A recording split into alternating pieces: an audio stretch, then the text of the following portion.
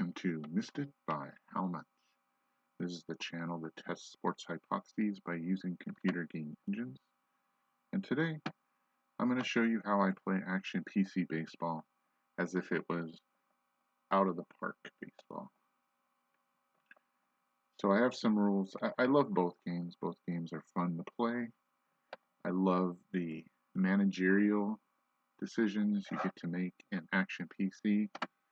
And I also like the roster manipulation, the trades, the pickups and free agency. That's a more of a general manager type game that out of the park baseball is. So I tried to meld them. I enjoy the managerial part of action PC baseball better because you get percentage outcomes when you make decisions such as stealing or tagging up on a fly ball. That action PC baseball, I feel like, just does a better job. They're both great games.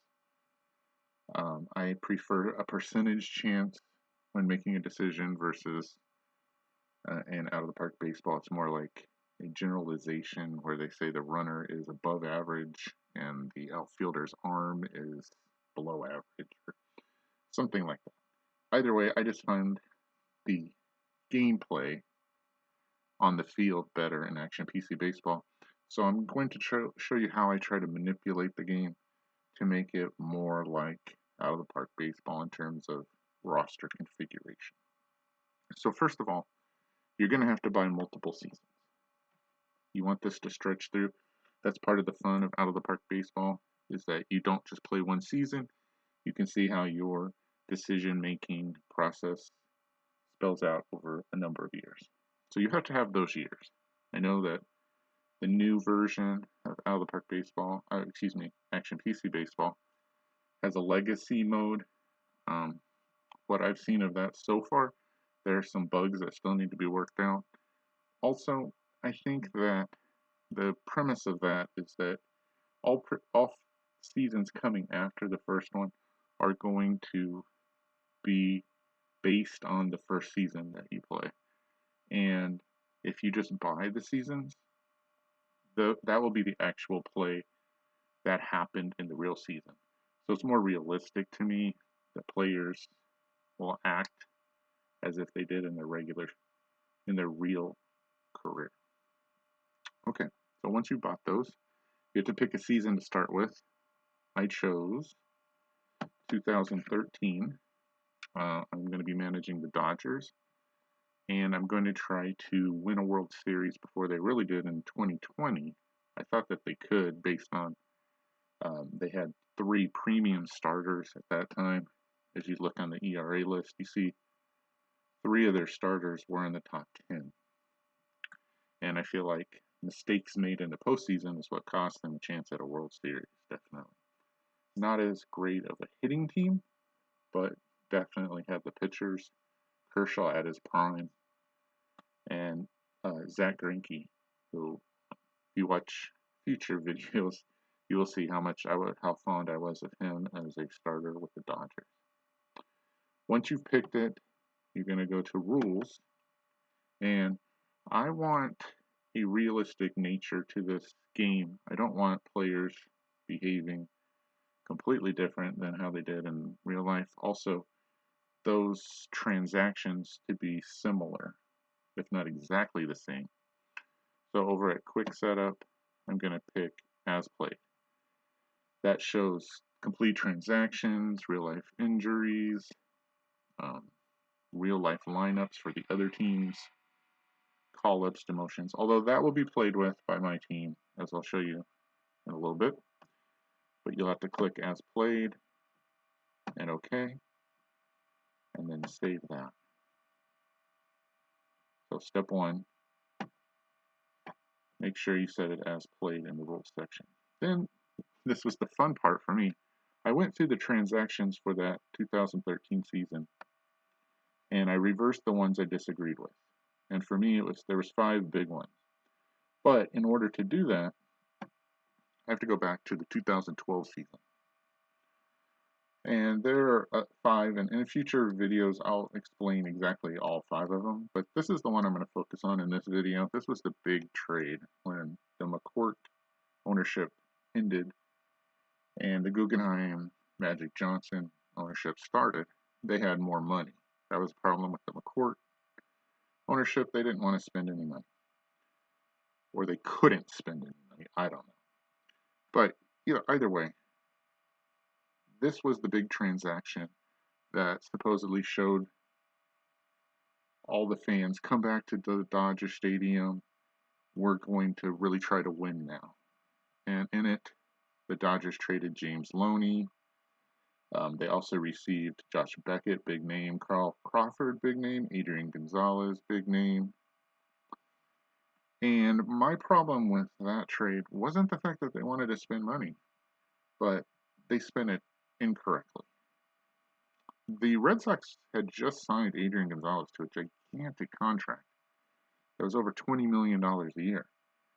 And they knew they had made a mistake already, just in the beginning of that contract. And also, Carl Crawford was a gigantic name when he played for the Rays. You had already seen some loss of ability while playing for the Red Sox. Josh Beckett was near the end of his career, big name, great pitcher in the postseason. But you're only going to get a few years out of him anyhow for another large contract. So that's why I would have reversed this trade, and I'm going to show you how I'm going to do it. Now, there were other players that were included in the trade. I looked them up. They're not anything that I would worry about. So I'm going to focus on the big names in this trade. I want James Loney back. I think, although he's not as good as Adrian Gonzalez, he's a serviceable first baseman. I'll show you that. We'll look at his statistics in a second. I don't want Josh Beckett's contract. I don't want Carl Crawford's contract. I don't want Adrian Gonzalez's contract. So we're going to go back to the game, and I'm going to move those players. So I'm going to go to the Dodgers first, go to their roster, and we're going to move those players back to Boston. Now, there'll be another transaction that I didn't talk about that you'll see in a moment when the roster loads.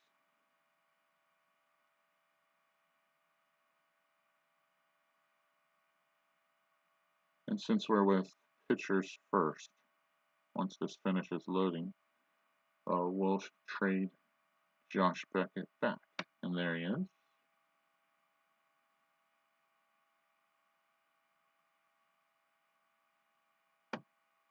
And we'll right click on him and we'll trade him back to the Red Sox. There's Boston, and we'll trade him. And we'll zero out his get used to staying on his prompt. And he's gone. Okay, next.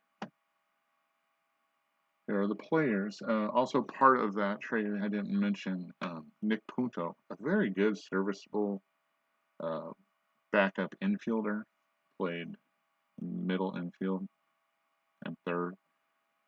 Hate to lose him, but not important enough to keep when you have all that money at risk. Punto don't have.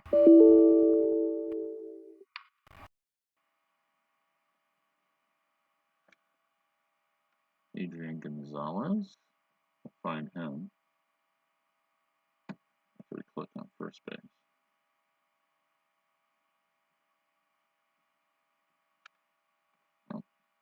We'll wait on that, I guess. We'll trade Carl Crawford first. He'll go back to Boston.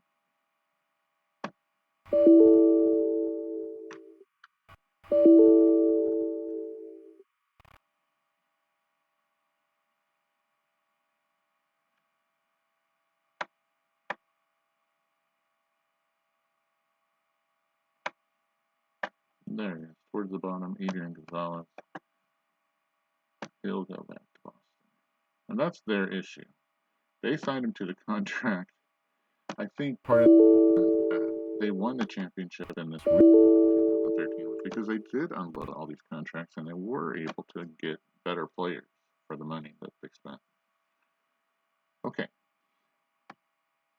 If you go back and you double check,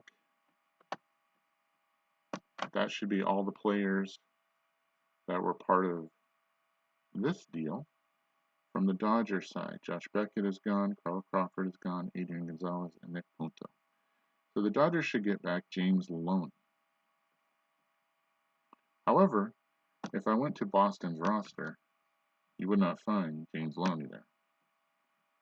Because in 2012, after that trade was finished, Boston let his contract lapse and Tampa Bay signed him.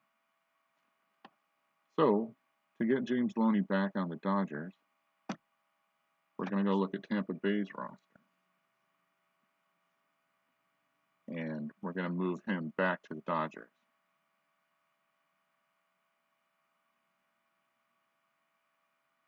As soon as it loads.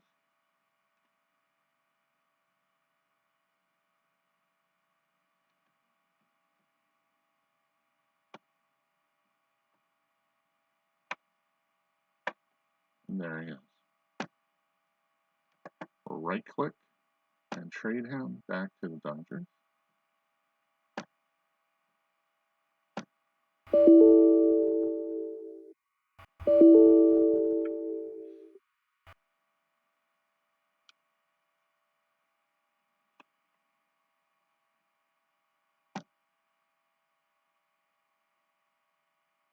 Now it's important to note when you are doing all these trades, there's going to be holes on teams that need to be replaced. So for Tampa Bay, they now do not have a first baseman. In Boston, if we look at their roster, they have two premium starters.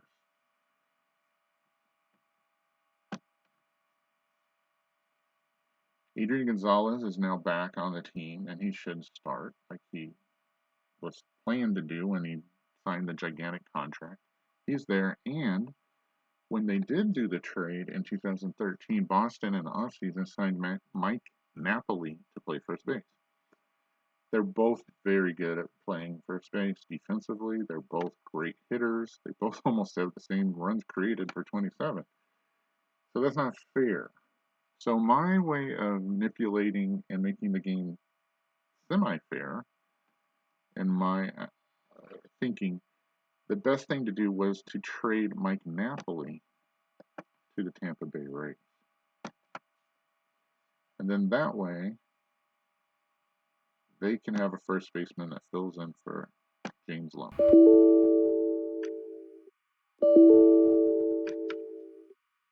Okay, now we've made all these trades. We've reversed that transaction completely.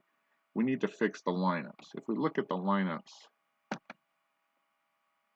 let's say for the Red Sox, they have Carp playing first base. So the way to fix that, we go to my list here, is use the depth tab and computer generate to fix the holes in the lineup and pitching.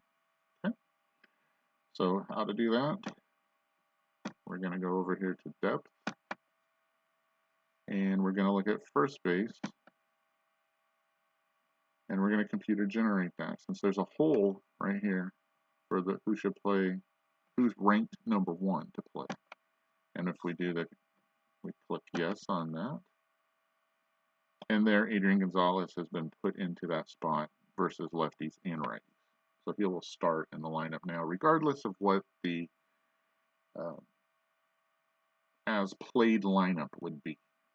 For second base, we're going to computer generate that also. Oh, Punto's already in. So I guess we don't need to do that. Let's look at third base. Punto is also in there already. Shortstop.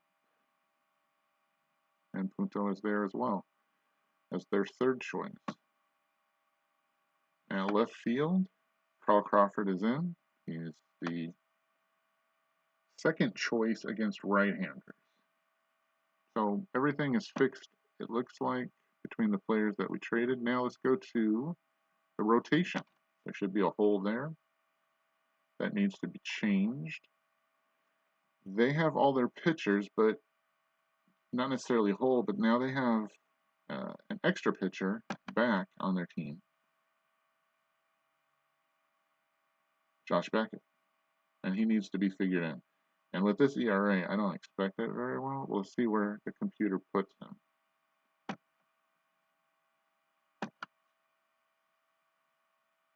And he is their fourth starter, according to the computer. So we fixed their lineup and their pitching staff with the trade. Now we need to go to Tampa Bay and check out Tampa Bay's lineup and make sure that Mike Napoli is there. I can also go to the Dodgers and change it. I'm not going to in this video because I'm in control of that anyhow, but perhaps in a future video I can show you what that looks like. Here's Tampa Bay's roster, and we'll do the same thing for first base. We'll go to depth, and then we'll go to first base. There should be a hole there where Loney used to be, and it is. He was the starter, and we'll computer generate that.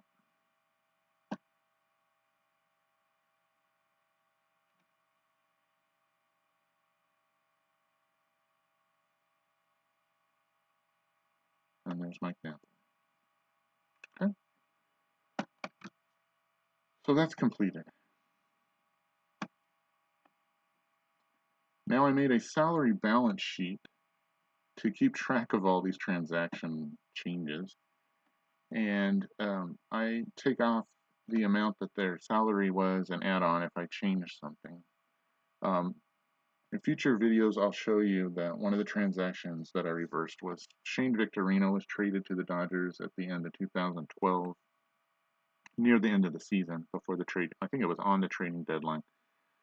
And then they let him walk after 2012.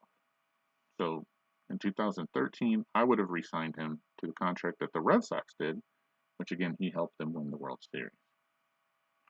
And there you see Mike Napoli is shown. So when I do future seasons, I can go back and look at this balance sheet to find out which team, what player is on, and who to move. So I don't miss that. And also, again, their salary is listed. One of the other changes that I had to make was Aaron Harang. I reversed that trade and fixed that because I needed a starting pitcher for that. Okay, that is the first half of this video. We'll pick up and show you how to verify coverages on the next one. Thanks for watching. Missed it by